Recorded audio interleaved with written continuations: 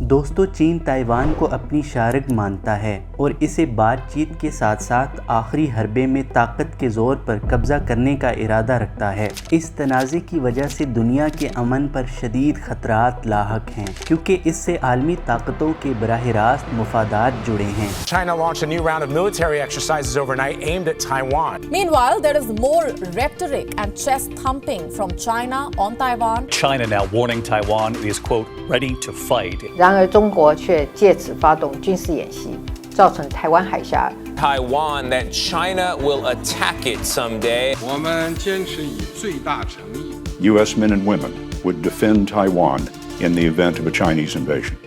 Yes.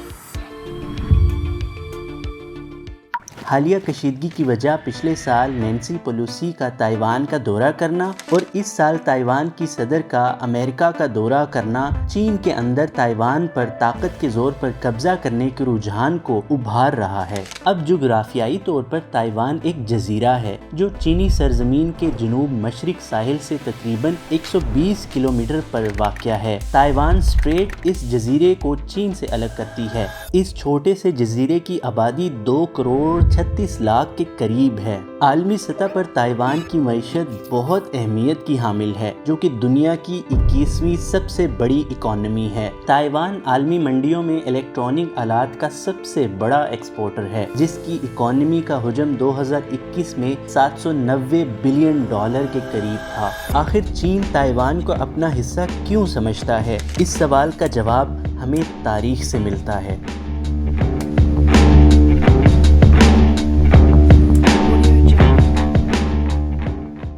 239 میں چین اور Taiwan کا پہلا رابطہ قائم ہوا اور 7ویں صدی عیسوی میں وہاں چینی ماہی گیروں نے آباد ہونا شروع کر دیا۔ اس کے علاوہ یہ چین اور جاپان کے قزاقوں کا ٹھکانہ بھی رہا۔ سن 1626 میں تائیوان ڈچ نو آبادیات کا حصہ بن گیا۔ 17ویں صدی میں چین میں چنگ خاندان کی حکومت کا آغاز ہوا اور 1683 میں انہوں نے تائیوان کا کنٹرول بھی حاصل کر لیا۔ 1894 میں چین سے ہونے والی جنگ میں جاپان نے تائیوان پہ قبضہ کر لیا اور شومونوسکی معاہدے کے تحت تائیوان اور پنگ ہو جزیرے کو ہمیشہ کے لیے جاپان کا حصہ قرار دیا۔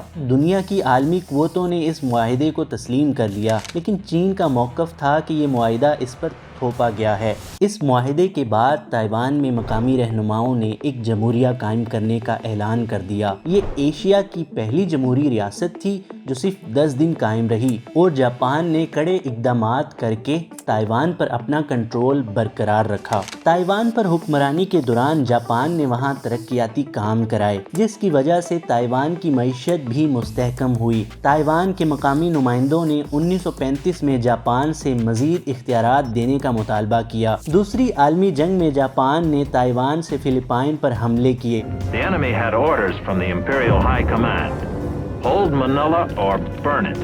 اس جنگ میں جاپان کو شکست ہوئی تو تائیوان چین کے زیر انتظام دے دیا گیا۔ چین نے امریکہ اور برطانیہ کی اجازت سے تائیوان میں اپنی حکومت قائم کی مگر کچھ عرصے بعد چین میں سول وار شروع ہو گئی۔ اس وار میں ماؤ کی کمیونسٹ پارٹی اور چیانگ کائی شیک کی نیشنل چائنا پارٹی چین پر اپنے تسلط کے لیے آپس میں لڑنا شروع ہو گئے۔ خانہ جنگی کے دوران چینیوں کی زندگی معاشی مسائل سے بری طرح متاثر ہوئی۔ 1949 کے اوائل تک بیجنگ ماؤ کی کمیونسٹ پارٹی میں آ چکا تھا۔ جیسے ہی چین کے دوسرے بڑے شہر کمیونسٹ پارٹی کے قبضے میں گئے تو ماؤ نے اکتوبر 1949 میں عوامی جمہوریہ چین کے قیام کا اعلان کرتے ہوئے فتح کا اعلان کر دیا، لیکن آزادی کے نتیجے میں دونوں گروپس کے فوجیوں کے ہاتھوں لاکھوں شہری مارے گئے۔ شکست کھانے کے بعد نیشنل پارٹی کی رہنما چیانگ کائی شیک تائیوان فرار ہو گئے۔ یہاں اس نے مغربی ملکوں کے تعاون سے کمیونسٹ چین کے خلاف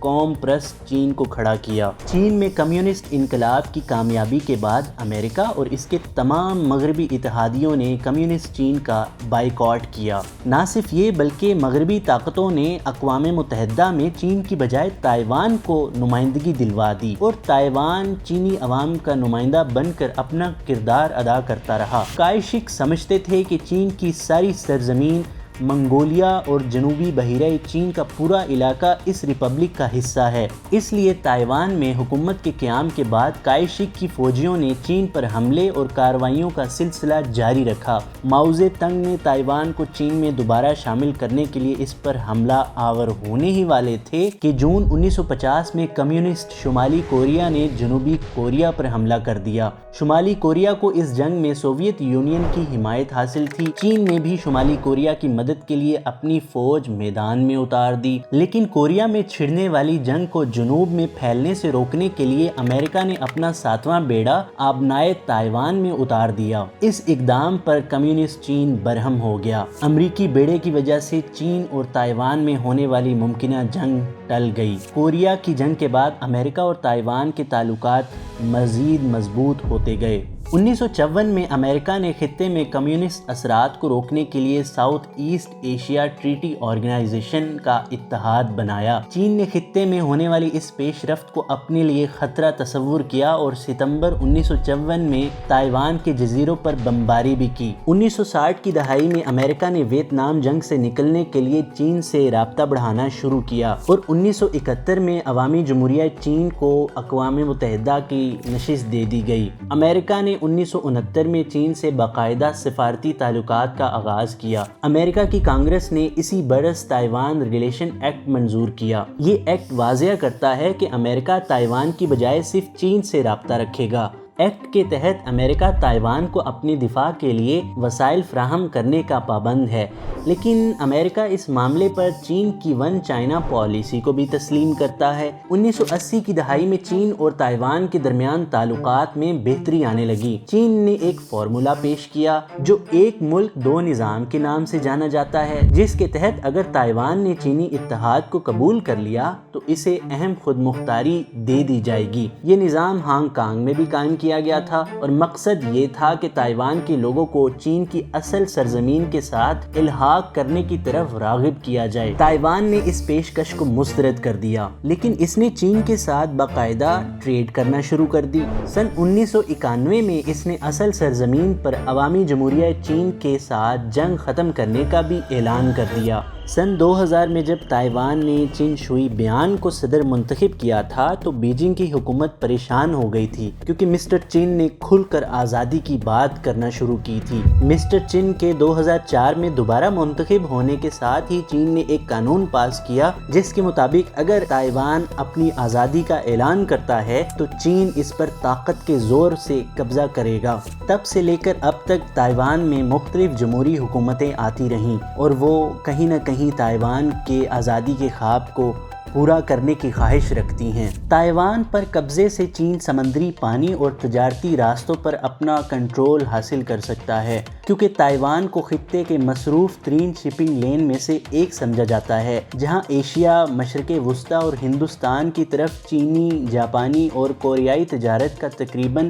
90% حصہ اسی آبنائے سے گزرتا ہے۔ چونکہ چین کی تمام بڑی بندرگاہیں یلو سی میں واقع ہیں، اسی لیے اس کی تجارت چین کے لیے خاصی اہمیت رکھتی ہے۔ اگر چین تائیوان پر قبضہ کرتا ہے تو بحیرہ الکاہل میں امریکی فوجی اڈوں کو بھی خطرات لاحق ہو جائیں گے۔ اس کے علاوہ چین کا اثر و رسوخ جاپان، فلپائن اور دوسرے آسیان ممالک تک بڑھ جائے گا۔ تائیوان امریکہ کے لیے چین کے خلاف ایک اہم ہتھیار ہے، لیکن یہاں چین کا اثر و رسوخ بڑھ جاتا ہے تو اس صورت میں امریکہ کے خطے میں حیثیت غیر معمولی ہو جائے گی۔ ٹیکنالوجی کی دنیا میں بھی امریکہ تائیوان پر انحصار کرتا ہے۔ اگر تائیوان چائنا کے زیر انتظام آ جاتا ہے تو چین اکیلا اس میدان میں ڈومینیٹ کر جائے گا۔ چینی صدر شی جن پنگ پچھلی صدی کے دوران چین کے تسلط سے نکلنے والے اہم علاقوں کو 2049 میں عوامی جمہوریہ چین کی 100ویں سالگرہ تک واپس اپنے دائرہ اختیار میں لانے کا منصوبہ رکھتے ہیں۔ ان علاقوں میں ہانگ کانگ، بھارت کے ساتھ کچھ متنازع علاقے، تائیوان اور مشرقی اور جنوبی بحیرہ چین کا 80% علاقہ شامل ہے۔ تائیوان سرکاری سطح پر خود کو ریپبلک آف چائنا ڈکلیئر کرتا ہے۔ تائیوان کا سرکاری موقف یہی ہے کہ تائیوان بیجنگ کے دباؤ میں نہیں آئے گا اور اپنے جمہوری اقدار کا دفاع کرتا رہے گا۔